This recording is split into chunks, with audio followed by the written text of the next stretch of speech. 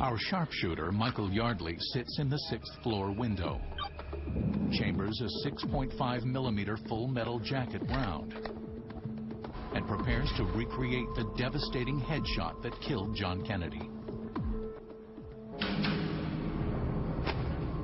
Our team attaches the target, again mounted on the rigid crash test dummy neck, freshly injected with simulated brain matter. Our anemometer verifies the fan is delivering a sustained wind of 25 miles per hour, equal to the wind and the speed of the car as it moved down Elm Street.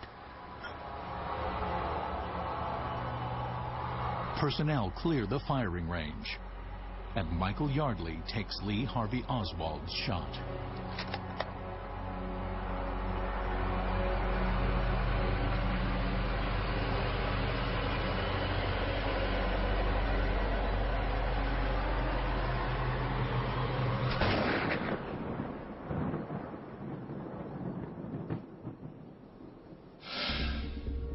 Yardley makes the shot, hitting the exact dime-sized mark.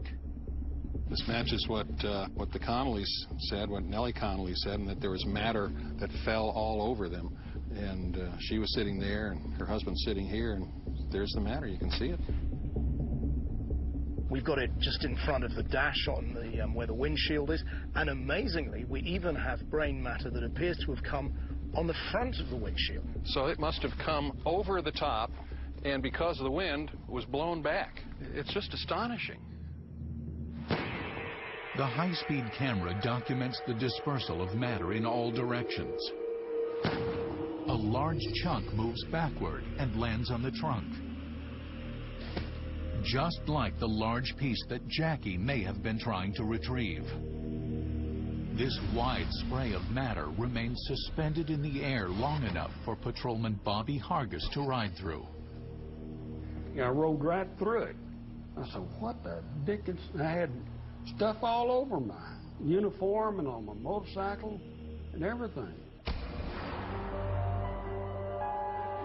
But we need to leave even less room for doubt. After the Kennedy limousine pulled into Parkland Hospital, someone cleaned parts of the crime scene. Some believe that if the limo had not been cleaned, the source of the gunshots could have been determined. But some chilling evidence was documented. The day of the assassination, the Secret Service took the limo back to Washington, examined it, and at 1 a.m. took these 2 color photographs.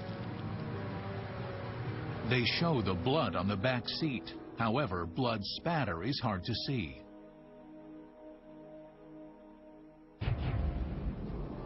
Was history cheated of important evidence? To find out, we brought a modern forensic team to the scene of our simulated crime. And we have some debris outside the car, so watch your step. Captain Tom Bevel is a distinguished member of the International Association of Bloodstain Analysts and has 35 years of forensic experience. Steve Schleby has worked as a criminalist in Southern California for more than 30 years. A number of drops coming down here. Using tracing rods, they quickly identified the bullet trajectory. In essence, we could follow the trajectory and look where the laser is hitting the head, and then if we had a dowel going through, we could put another laser on the back, and it would be going back in this direction, and it's going in an upward incline. What if there were no hole up there? Could you still come up with this same information? The spatter pattern easily confirms the direction of the shot. Based upon the debris, what you would be expecting to find is more debris forward in the force of the bullet. And that's pretty much what we're seeing all the way to the front as the cone enlarges. The dispersed matter in this limo is very similar to the historical description of the grisly crime scene at Parkland. Had investigators examined the limousine before the evidence was disturbed, the Warren Commission might have had a clearer understanding of the assassination. I haven't seen anything that counters the official story that Kennedy was shot from behind, from above. If anything, we found that if there was a shot from the grassy knoll, that shooter missed. Our results suggest that the fatal shot did not come from the grassy knoll, but rather from the 6th floor of the school book depository. But to be conclusive, we have to take 2 last steps. First, compare our footage to the Zapruder film, framed 313. And second, show our evidence to 2 men who know exactly what to look for. 2 men who had stared into the back seat of history in 1963.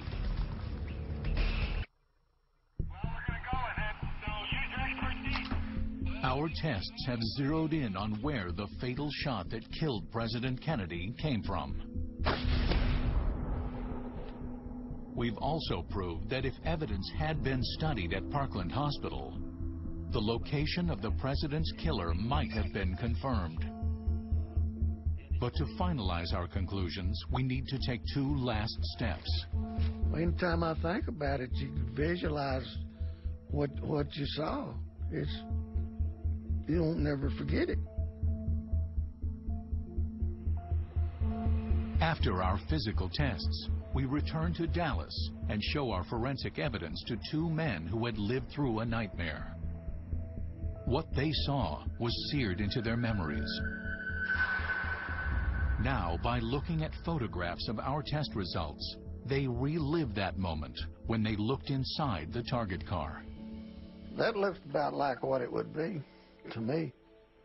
That was the first thing I seen, was that spot when I raised her up and I could see it on the floor. That's a piece of the skull with the hair on it. That would show the splatter about the way I seen it on the interior of the car. Well, all of this is part of it. It was very close to what actually happened out there. I mean, where the spots and stuff were.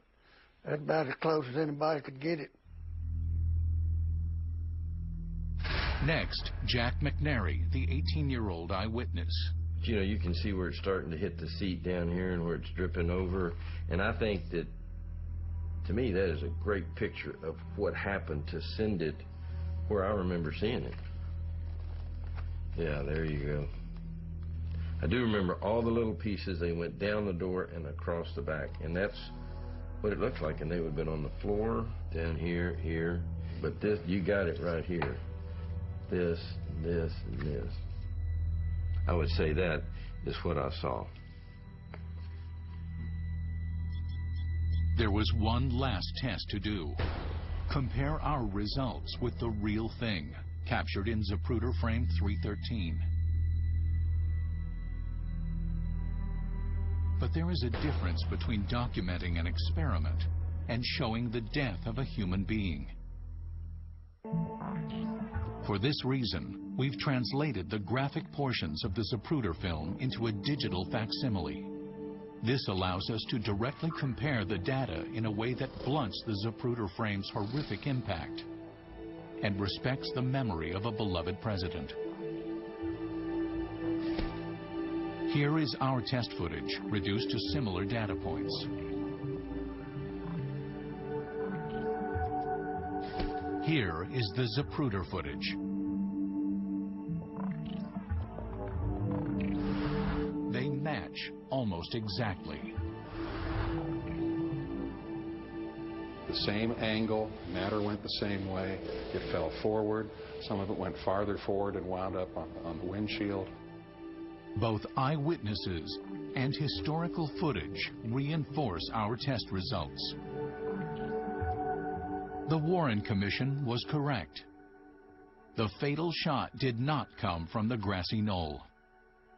I think this test has shown quite conclusively that the shot that killed President Kennedy by striking him in the head did come from behind, and apparently from the 6th floor window of the old book depository building.